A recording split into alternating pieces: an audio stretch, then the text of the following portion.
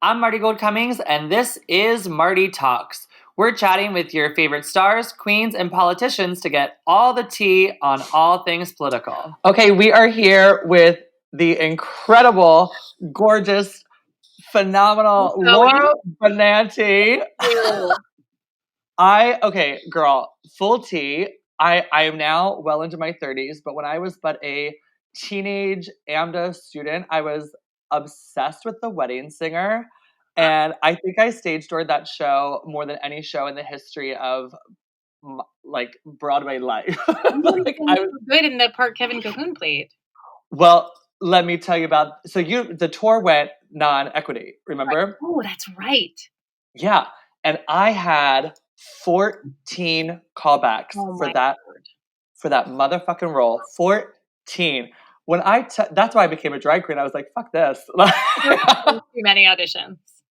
It was so extra, but I loved that show so much. And it was, I think, the first time that I really saw a queer character like myself on stage. Right. It was like the first time I really, other than, Lacage or something, it was the first time that I was like, oh, I can play that part. And I had so many teachers at school who were like, oh, you'll never work. You're yeah. Like they were like, you're too flamboyant. And that's you? Yeah. Yes. And that's why I think I connected with that show so much. That makes a lot of sense to me. I'm kind of horrified that is a thing that teachers were like, this is acceptable to say. Yeah, I did a podcast with Nicole Byer, and she went to the same school as me, and we were talking about that, how some things that I had a lot of great teachers. I don't want to shit on all of that. I had a lot of really great teachers, but there's a few who really let their own insecurities, I guess, impact student. Yeah, it's interesting. I relate that in a way to parenting. Like, I definitely find myself when I see Ella doing something that I do that I don't love that I do, I get so anxious. And I'm like, stop doing that immediately. And it's like, that's my problem. That's not her problem. So yeah. I wonder if it's a similar thing. Maybe. I also, I've totally turned into my mother. Everything, like every characteristic she would do that with growing up, I now do. I know. Do you? I wanted to talk to you because I love your just open, candor about being a mom to a toddler on social media. I think it's really awesome seeing just like the raw honesty of it. Because first of all, being a parent is really hard. Yeah. I imagine. Yes. And now we're in quarantine. You have a toddler, and that is good on you, girl. I'm rooting for you. It's crazy, actually, because right before we went into isolation, we found out that my daughter has like some processing issues, some sensory processing issues, which I kind of always suspected, just because she, from birth, was fairly impossible to soothe. And I would see these other babies who would just like sleep in a restaurant or like, just were kind of chill, just sort of happy to be in the world. And Ella was never like that. She was always like a tiny CEO who was just wanted to speak to your manager, So I'm relieved in a way to sort of know what's going on so that we can help her. But at the same time, I'm like, oh, cool. So when we should be taking her to like occupational therapy, instead, we're just all trapped in a house together with no other children.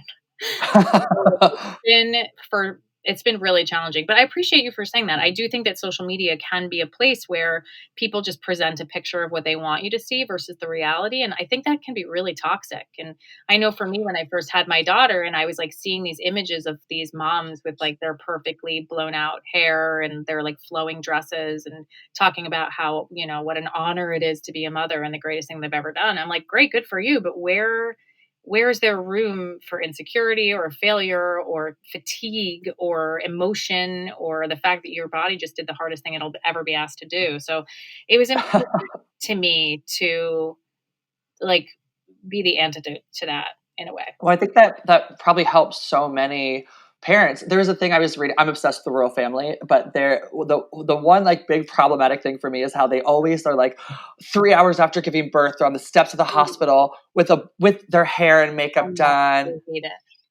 And it's like, that's not real. And then you have Chrissy Teigen, who's like wearing her pregnancy, underwear. And she's like, I just ripped my vagina to my asshole. Or like sucks. Amy Schumer, who's just straight up showing you pictures of her scar. Like, that's what I love. That's the reality that I love. And not to scare people or, to put the fear of God into any young women who want to be moms, but like also there should be some realistic expectations. Because if you go into motherhood thinking it's all going to be you in a ball gown 3 hours after you give birth, like, no, it's not. Yeah. I think that's the whole thing with social media anyway, right? Like you said, people are putting this image out there of, oh, my life is so great and so wonderful. And it's good to highlight the greatness Yeah, of life, but sure. also life is really hard sometimes. Yeah.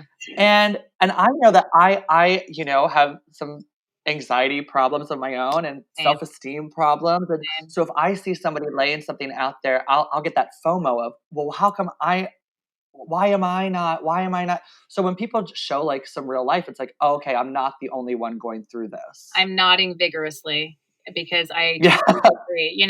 And I think there's a difference between aspirational, posting where you're like, this is what we all can be, but you're also sprinkling in the reality of what is. I think there's a difference between that and just painting this sort of like sepia toned picture of life as just easy. I think that's what it is like when people purport to be like just sort of floating through life easily. I just don't think that's true. And I think that's kind of mean. It's Yeah, like unhealthy. I agree. I agree with that. It is kind of mean because like for me, like the joy of life for me, and this is my own experience, right? Like for me, the joy of life is when you go through those real moments, those hardships, those kind of like down moments, and you get through to the other side. That's the joy. Like, oh, I got through this. Yes, I was. I now, when you know better, you do better. You're able to grow from the experience in a positive way, and or maybe in a negative way, and then you learn from that. You exactly. know? Yeah, it's like if you're only showing the rainbows and not the storms, I don't believe you. And Yeah. I don't think it's helpful. Yeah, true, true, true, true, true, true. I want to ask you because, so in posting, a lot of stuff about motherhood and your daughter, and your family life, I imagine there's some kind of online commentary. I've seen you post about that a little bit, where people are giving you like unsolicited advice or whatever. How do you handle that? Can I tell you, moms get unsolicited advice more than anyone I've ever seen.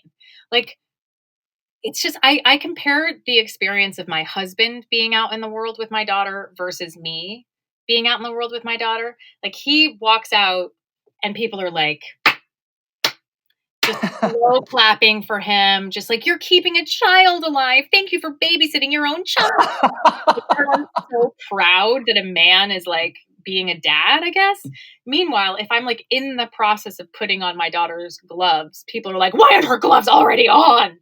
Like, it's just such a weird thing. From the minute people can tell you're pregnant, they feel like they are allowed to offer this advice to you. I don't fully understand the thinking behind it, um, except to say that maybe it's similar to what you were talking about at AMDA and what I am talking about with my daughter, where people don't want you to make the same mistakes they made.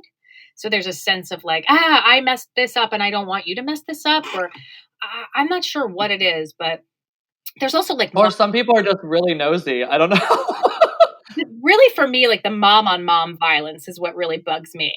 Like Right. the breastfeeding mom versus the bottle feeding mom versus the stay at home mom versus the go to work mom. So my friend Kate Mangiamelli, who is a gorgeous soprano at the Met, she and I started an Instagram page called Mamas for Mamas.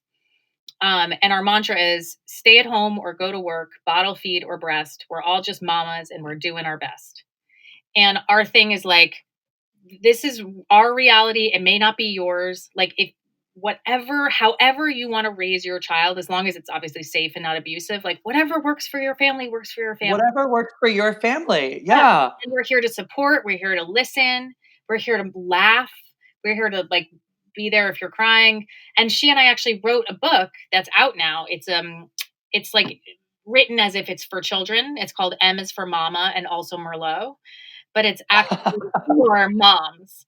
And it's out now, and people can, buy it for Mother's Day, send it as a gift anywhere books are sold, Amazon, Target, or you can go online at Peter Popper Press, which is our publisher, and buy it there.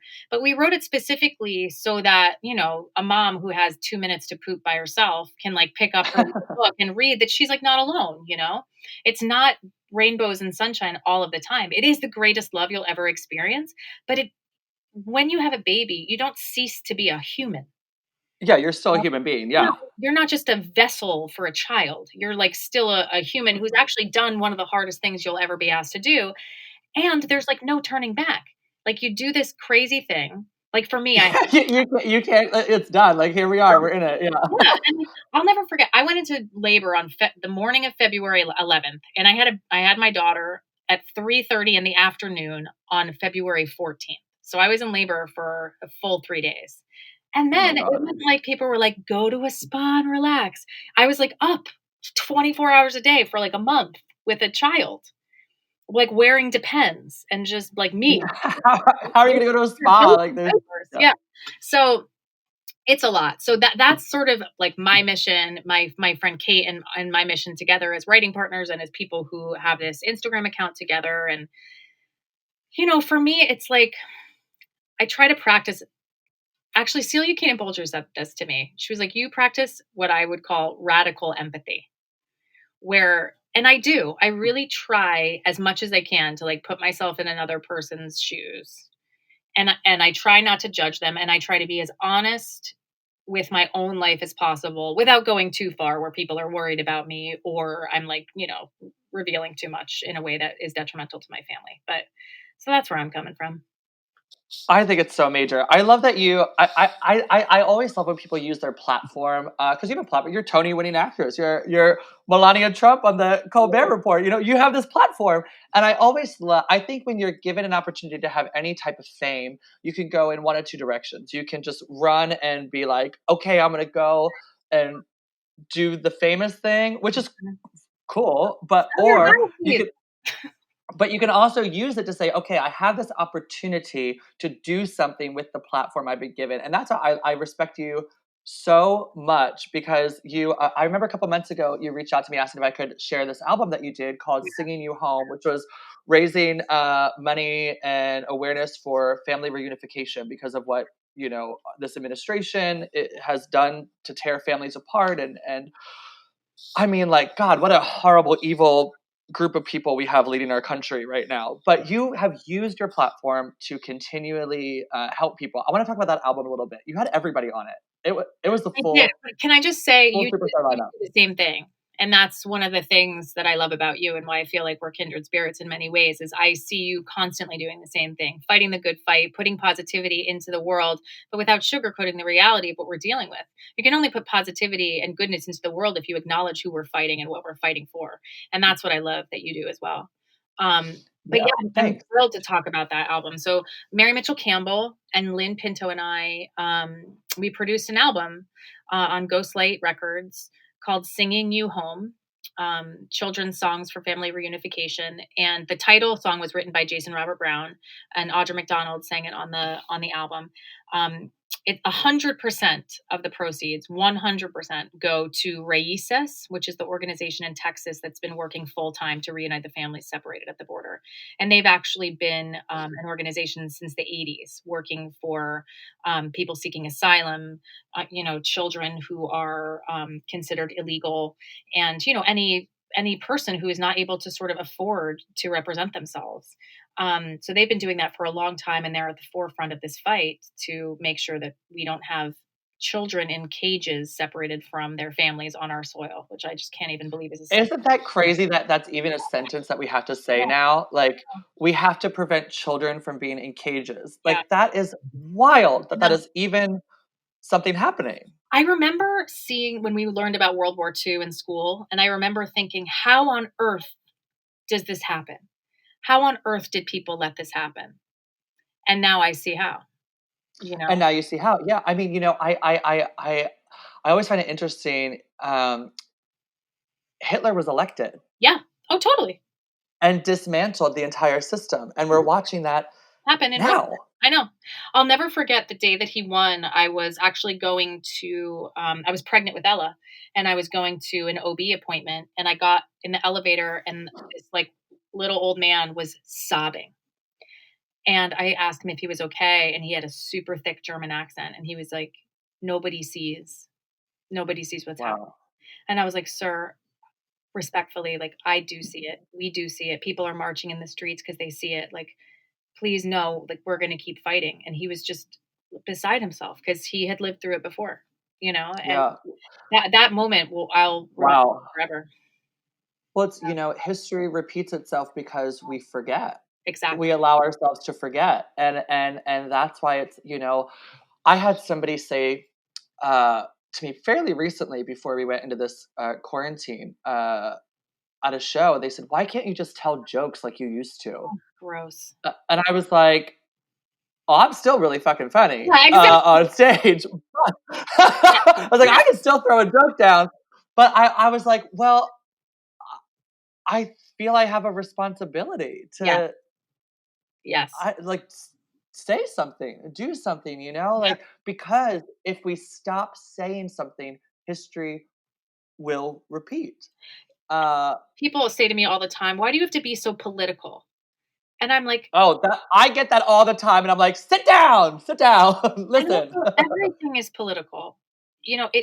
I'm not being political. The world is political. Like, we are living Mhm. in it. So either your eyes are open or your eyes are closed.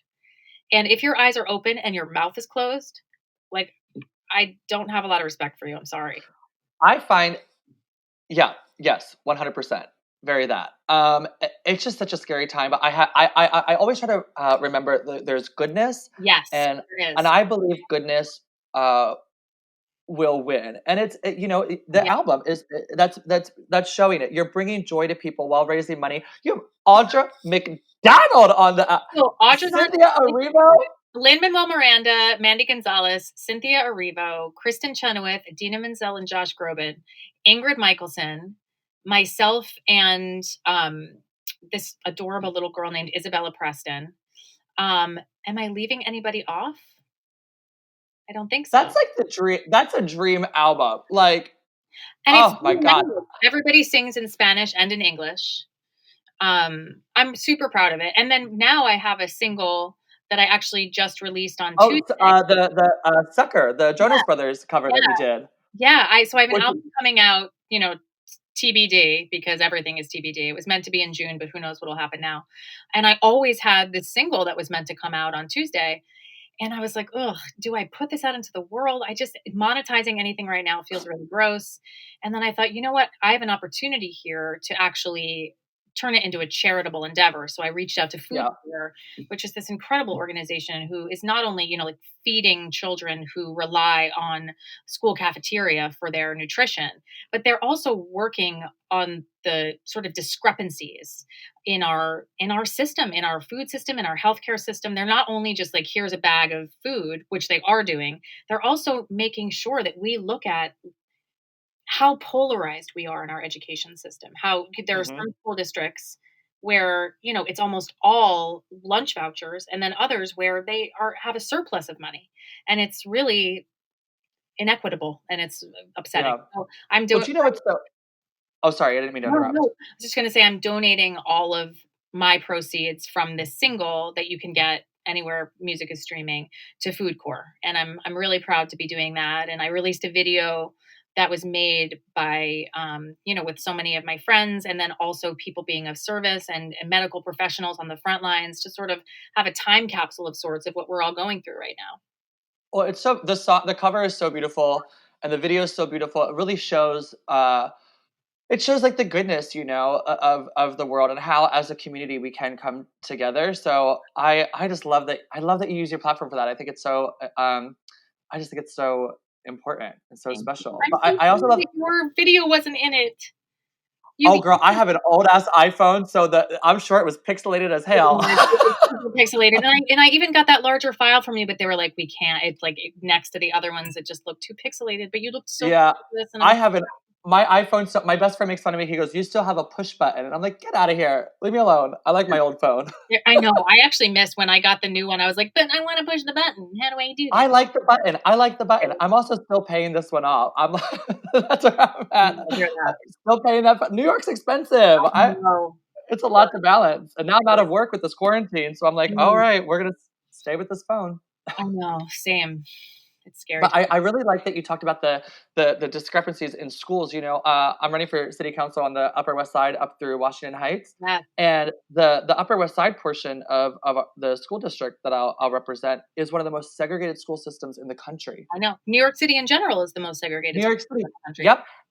And you look at you think New York City, this beacon of progressive values, and then our school system, and it's like, okay, how how is this in 2020 a I know. thing? Well, it's because we live in a country that is built on systemic racism, Yeah. and so I don't it makes me so angry, Mhm. and we have to have education equal for everybody, you know. I mean, look at this COVID situation. So you have mostly white people quarantining at home while the Mhm. essential workers are essentially being forced to go to work, and most of those On essential workers are people of color. You know, on so crowded subway cars. yes. They're not having we're what my friend Chun, who's a godsend, and we got a bunch of people. I have like 500 masks at my apartment right now. We're gonna give them to people on the street experiencing homelessness, but also the grocery store. We called local groceries and bodegas, and they said, "Oh yeah, we're using the same mask Yeah. over and over." So it's important, obviously, to give to our first responders and hospitals these resources, but also the people who are keeping our food supply and our pharmacies running and our subway system running. Yeah. So we're distributing to them, but it's this is really highlighting the need for a Green New Deal, Yep. 100. reducing the environmental impact, healthcare for all, Yep. uh, a true livable wage. Yep. It's there's so many. This is really highlighting the grossness in our country that That's we a good need to question for fix. me too. Like, who is going to have the sack to say after this that we cannot increase minimum wage? After the only reason that we have food is because these essential workers are being forced to go to work.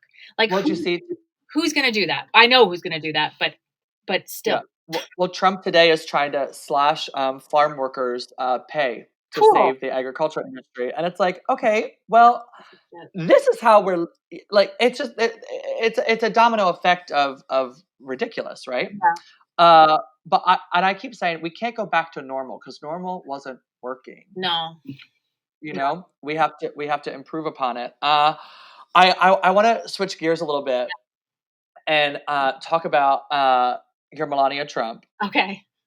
I haven't done her in a long time. When she released that stupid video that she just released from the White House, I was like, "Where's Laura? Where's Laura?" You know, I was getting a lot of threats. I was getting a lot of You got a lot of threats for that. I did. And it started to feel untenable for my family, you know? Did you did you tell them that you would no longer uh, do the character? No, I think we sort of came to an agreement that it's not worth it if it's dangerous, you know? Yeah, And I think yeah. too there becomes a point where it's like it's not funny anymore in a weird way. It's scary. It's scary. It's scary. Yeah, yeah. And so I feel like Colbert has a good sense of when to let a joke go, you Hmm. know? And, you know, hopefully there'll be a time, like, when he's not reelected that we will get to say goodbye to her. I'd love to have that Yeah, moment. But between, like, the feeling of not being super safe, for my family, that combined with feeling just like, "Oof, this isn't funny." Now it's just sad and scary and we're angry. We kinda let her go for a minute, so I'm not sure she'll yeah. come back. I'd like to say goodbye to her, like I said, but I don't think When she'll come back. he's out of office in November, we could do a Yes, send off of her. exactly. Yeah. Bye. Bye, girl. But it was so fun. You're such a good comedian. That's what I think is so like. First of all, you're like the most gorgeous singer, like Aw, slay. you're so She's got those notes, honey. Yes, she's got those beautiful notes. You've been in like every Broadway show. You have a Tony. You've been star of TV, and then I think it's like I feel like uh, I just love when your comedy comes out through Melania, but also your Broadway recap videos are probably the funniest things on Theater Mania. I think it is. Is that Oh what they're yeah, on? Mania, yes. That is so. I actually went back and watched one of them because I just needed to like in this chaos. I was like, I need to just laugh. I just need to laugh for a minute, and I watched one, and it's like the funniest, dumbest thing, and I'm fully obsessed. So Thank thank you you. for that. Oh my gosh, of course, my pleasure. I mean, comedy is my favorite thing to do. So Well, you're very good at it. Very thank good. you, friend. Uh, I also love we I was at the Sage Gala this year, which it helps LGBTQ senior our elder population. And Yeah, you told this really beautiful story. I think it was about your uncle you yeah. talked about. My late uncle. Yeah, my late uncle Bob. He was one of the founding members of the Gay Men's Chorus of Washington D.C. and he passed in 2002. And actually, the last time I saw him was when he and I were performing together at the Kennedy Center. I did a solo show with the Gay Men's Chorus of Washington, D.C., and we sang together. He played the Mother Abbess, and I played Trap. Because he was an incredible drag queen. His name was Robert Wanneberger, but he was also Wanda Mae Wanneberger, and he was I hilarious. love that your uncle was a drag Oh, queen. a gorgeous, fabulous drag queen, and like very funny. He was deeply, deeply funny. But he died like very suddenly and unexpectedly, and it was really tragic for me. But I've made a point to perform with a lot of gay men's choruses throughout the country because I know how important they are, to people, and so many people in the LGBTQ community are cast out of their families. And so these choruses become homes, and so I love that. And he was so important to me. I really miss him so much. Well, so I remember watching you perform, and it was obviously great hearing you sing. But then when you told the story, I was like, I didn't know that story of your life, and I thought it was so beautiful that you shared that, and his legacy like lives on through your stories of him. And you're absolutely right though about things like the Gay Men's Chorus and organizations like Sage Yeah. and these different places. Uh, so many LGBTQIA plus people, their family is their chosen family. It's who Yeah. they congregate to, which is why I love drag, because drag is, they say you have the drag houses and drag sisterhood, but that's because so many of us, maybe our I'm very lucky, in my family life, but a lot of people, they don't have that understanding. So you form a family with each other. Yes, absolutely. I mean, I've seen it firsthand. I love it. What was his drag name again? Wanda Mae. Wanda Mae Wanda Whataburger. Wanda Mae Whataburger. Yeah. Oh, I'll send you a picture. please do. I would Yeah. love that. I I would love will. that. Okay, this is totally off topic from our political talk that we've Okay. had, but Patty LuPone. Love it. Obsessed with her. Patty LuPone. Yep. We've seen her basement now Oh my gosh. Those videos are killing me. when she came out in the Norma Desmond outfit. I fully gagged. I just love her so much. What was it? I mean, being up close next to Patty LuPone and that voice. Yeah. Whoa. what is what is that like? It's a visceral feeling. First of all, let me just say, like, she's one of my favorite people on the earth. She is she is so courageous and hardworking and committed and such a team player. Like I would have to remind her to not upstage herself. Like she is not one of those people who's on stage like acting for herself. She is so she wants the person she's with to shine because she knows you're only as good as the person you're playing opposite. Mhm. She's so generous, she's so smart, she's so funny. um it pisses me off when I hear people speak ill about her because frankly she was a feminist at a time where that wasn't really a thing, where girls were just Yeah. like bat their eyelashes and be pretty, and she was like, hell no, yeah, I'm too smart for that. So she paved the way for women like myself to to stand in our own power and say, like, this works for me, this doesn't work for me. I just love her. She's also such a loyal friend.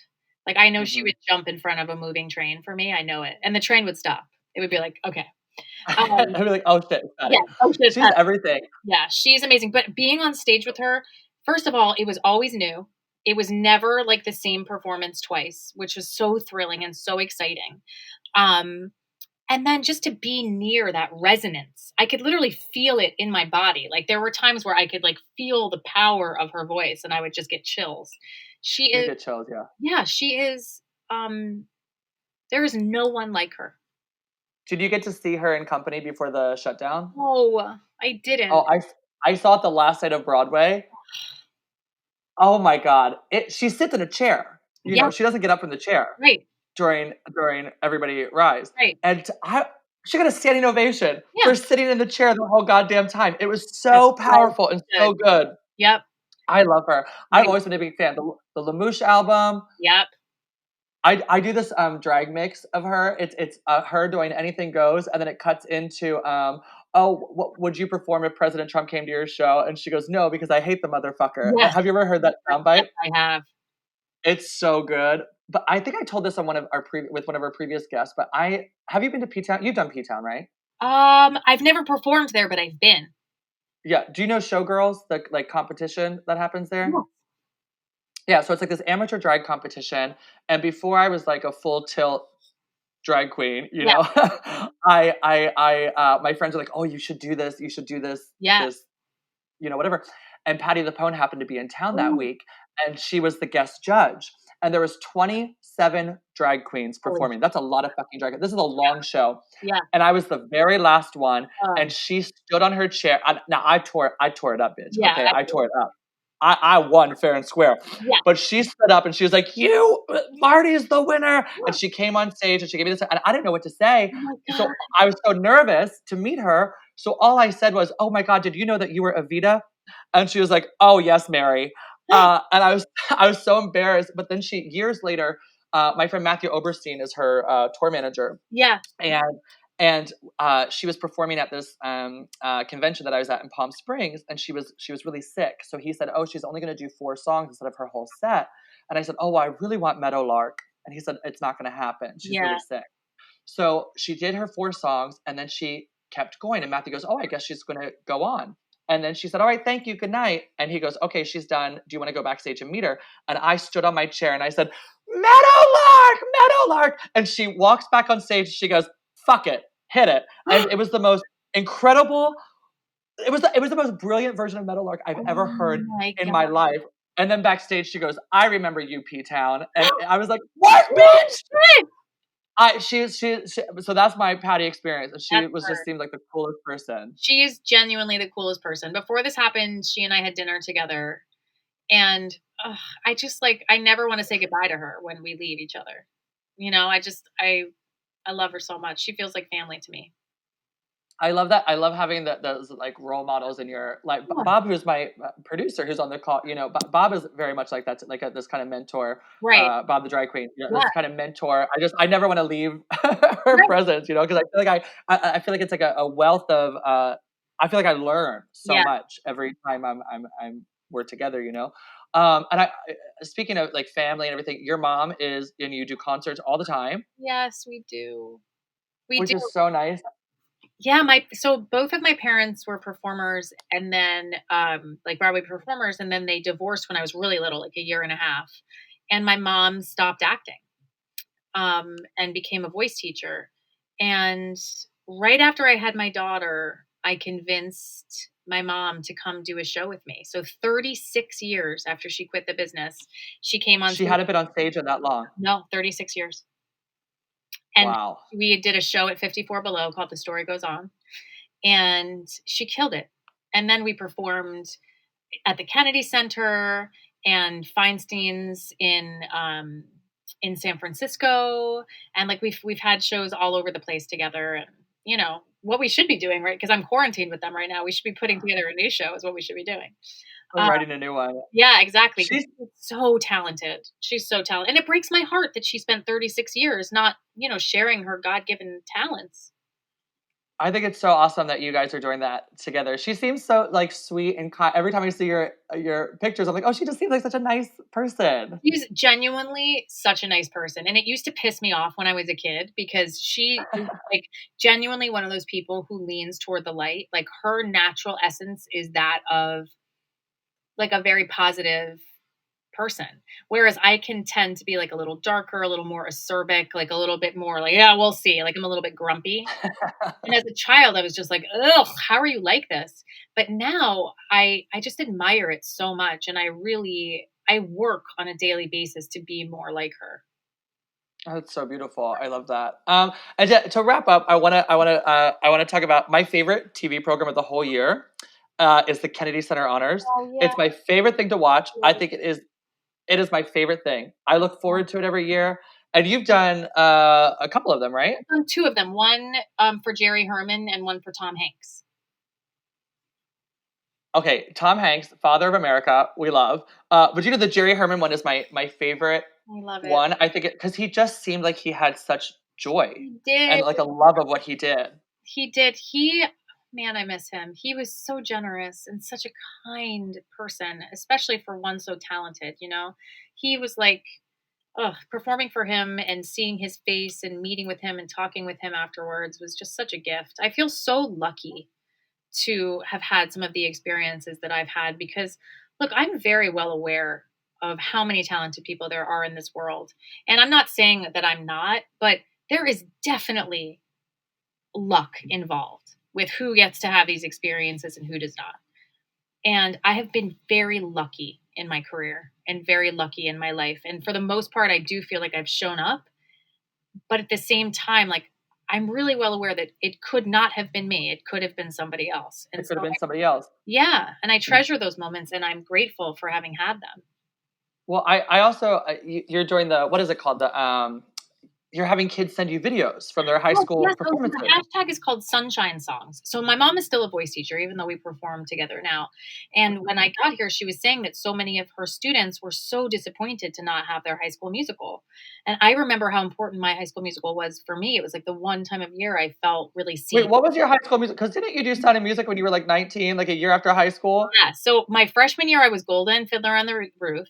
My sophomore year, I was Fiona in Brigadoon. My junior year, I was uh, Dolly and Hello Dolly. And then I won the Paper Mill Playhouse Rising Star Award, which was like the first time they ever did that. That's like the Tony Awards for high school musicals in New Jersey. And then my senior year, I actually wasn't able to do my high school musical because I was like taking classes and stuff in New York City. I would go to school only half a day.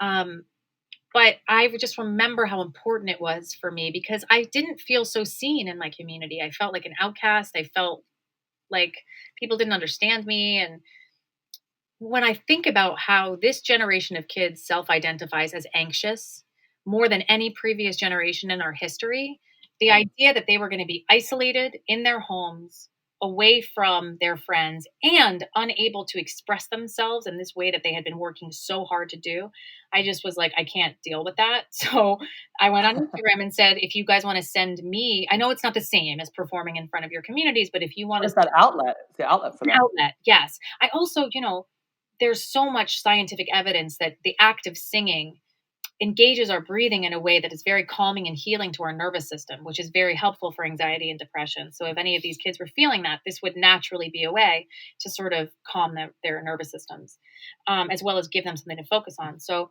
I thought maybe I'd get like 20 submissions, and I ended up getting like over 6,000. And they're still coming. 6,000. Oh, yeah. They're still coming in. Almost 5 million people have watched my original post and Wow. been shared all over the world. I get posts, every single day. I've watched them all. I comment on them all. And now my friend Kate Dieter Meriday and she is a mediator who works outside of Raleigh. She and I, along with 2 organizations, one called K4 and one called Seniorly, were working to put together submissions that people email to us at the sunshineconcert@gmail.com with full performances that we then put together in like 30-minute virtual variety shows that we are getting into senior living facilities, pediatric hospitals, and to anybody who is isolated and requests it. because a lot of people who would really benefit from seeing this are not on social media. So it was important to myself and to Kate that we are able to, you know, bring some cheer to our more isolated community members, especially like my grandmother's 95 years old and she's in senior living and she hasn't seen another person in like 3 weeks.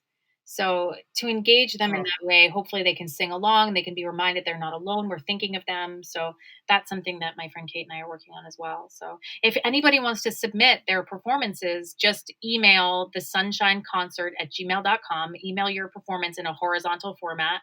And if with your and make the subject submission. And if you have a request for a sunshine song for an isolated community member, your nana, your grandpa, whomever, you can just email the same email address, and then you can write in the subject lines sunshine song request. oh, that is so. You, girl, you better work. You better work. Submit your songs, everybody. Oh my gosh. Also, speaking of songs, get Sucker, Yeah. the new single, benefiting the food court, and then also get Singing You Home, which has every incredible Broadway performer ever, which is helping for family reunification. Excuse me. Laura, you are a rock star, and I love you so much, and I I love thank you. you. I thank you for your service to uh, the world and our community. And if I see any of those MAGA motherfuckers coming for you for Joy Melania, I will write a strongly worded email. I'll be very upset. I don't know what this. I don't like. What do you say to somebody on the internet? I hate internet trolls. First of all, I Oh, got when I did Baby Shark, I got all this internet I trash. know. People are so mean. I know. Uh, I know, but I love that video so much, and so does my daughter. So it brought so much well, thank joy to you. so many. That's the thing. It's like for every person writing something, really mean and hateful, there's 10 others who Yes. are have joy brought from it. So thank you for bringing joy, Thank you. and be safe and be well. And I can't wait till we're out of this so I can come see your mom and you in concert. And yeah, thank you so much. Thank Thank you, thank you. you, I thank love you. you. You're the best. I love you. Thanks, Laura. Thank you. Thanks for listening to Marty Talks. This podcast is presented by The Only Productions, Mitch Farino, and Bob the Drag Queen. Editing is also done by Mitch Farino and Bob the Drag Queen. Check out other podcasts, videos, and live events at theonlyproductions.com. Make sure you're registered to vote, tell your friends and family to register to vote, and get to the polls. Our democracy and our lives are at stake. Thanks again. You can find me on all social media at Marty G. Cummings. Until next time, spread love and don't be a dick.